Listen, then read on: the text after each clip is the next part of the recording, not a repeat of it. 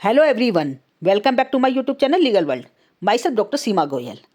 As I have started with a series on the Indian Partnership Act, and in this series I have discussed certain important questions relating to the Indian Partnership Act which are important for the examination point of view. Today in this video I am going to discuss certain differences which are also important for the examination point of view. First difference is between the partnership and joint Hindu family business. साझेदारी एवं संयुक्त हिंदू परिवार व्यवसाय में अंतर। यदि हम इसके अंतर की बात करते हैं तो साझेदारी पर साझेदारी अधिनियम 1932 अप्लाई होता है, जबकि ज्वाइंट हिंदू फैमिली बिजनेस के पर हिंदू अधिनियम अप्लाई होता है। Second difference is regarding the number of members, सदस्यों की संख्या।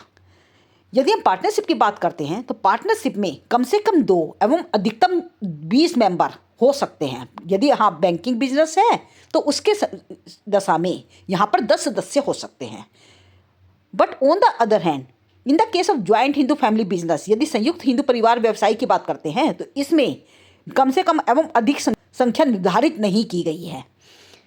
And the third difference is regarding the liability. यदि दायित्व के संबंध में यदि हम साझेदारी की बात करते हैं तो इसमें समस्त साझेदारी का दायित्व असीमित एवं अनलिमिटेड होता है, जबकि ज्वाइंट हिंदू फैमिली बिजनेस की स्थिति में इसमें कर्ता के अतिरिक्त सभी सदस्यों का दायित्व सीमित होता है, जबकि कर्ता का दायित्व असीमित होता है। Difference is regarding the registration.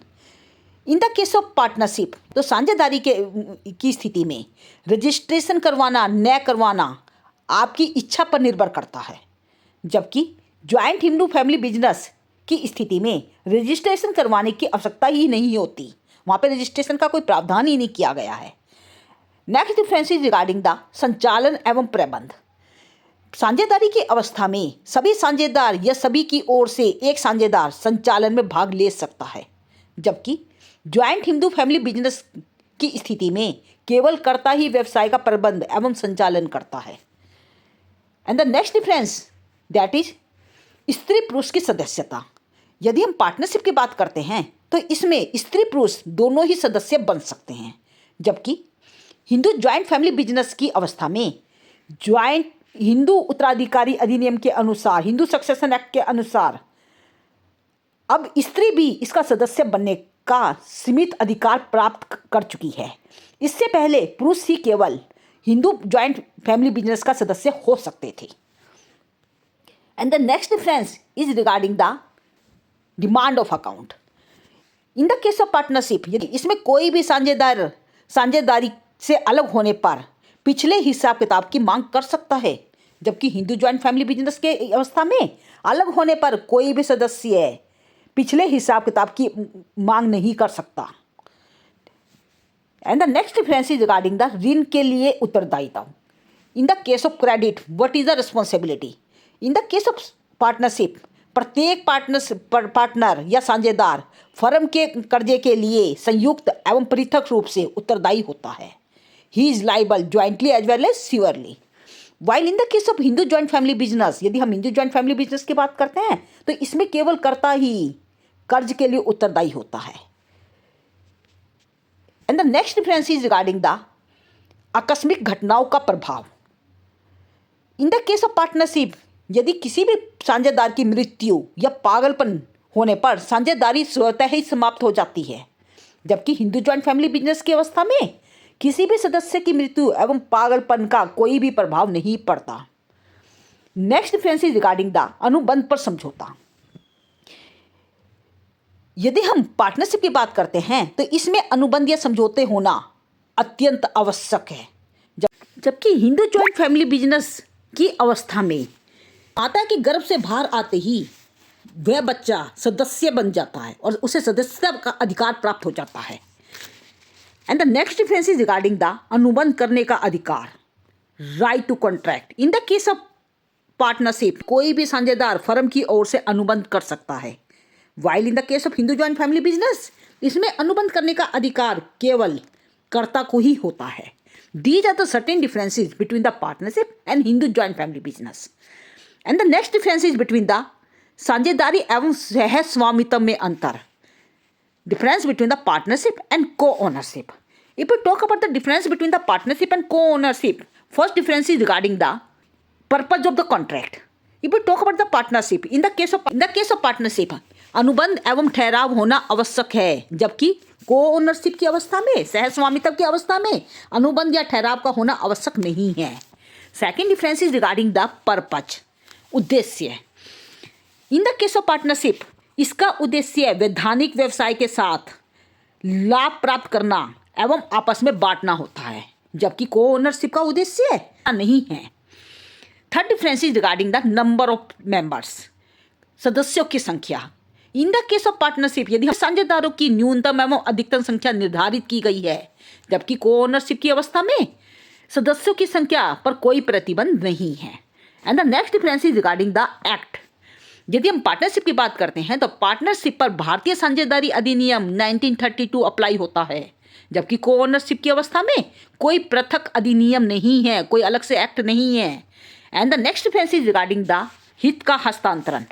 हित के हस्तांतरण की बात करते हैं तो पार्टनरशिप की अवस्था में अन्य साझेदारों की पूर्व सहमति के बिना कोई भी साझेदार अपना हित हस्तांतरित नहीं कर सकता, जबकि स्वामित्व की अवस्था में अन्य सहस्वामियों की पूर्व सहमति के बिना भी कोई भी सहस्वामी अपना हित हस्तांतरित कर सकता है.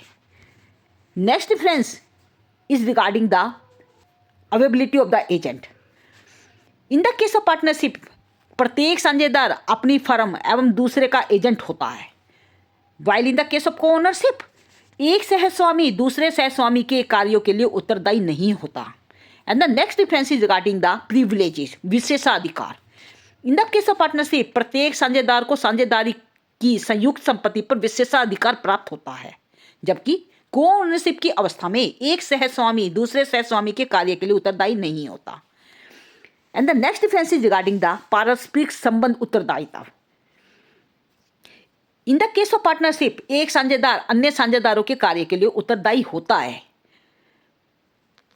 जबकि इन द केस ऑफ को ओनरशिप, एक सहस्वामी दूसरे सहस्वामी के कार्यों के लिए उत्तरदायी नहीं होता.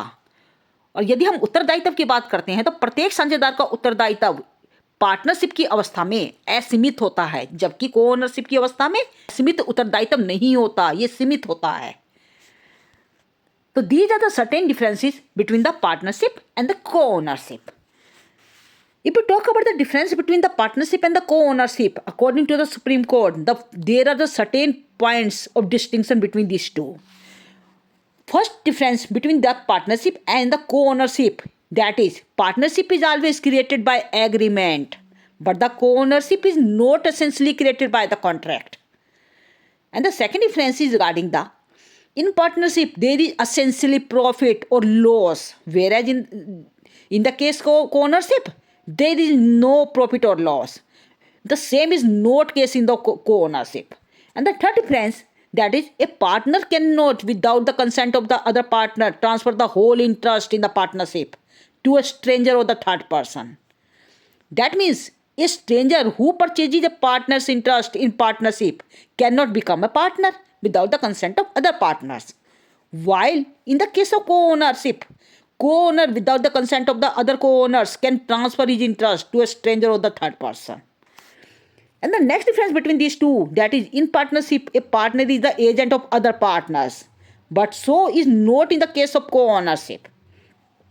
Also, the Supreme Court has also held that where the co-owners appoint a common manager who divides profits among the co-owners, there is no partnership between him and the co-owners. And the next difference between these two, in addition to the above points of distinction, one distinction between them, that is relating to the remedies.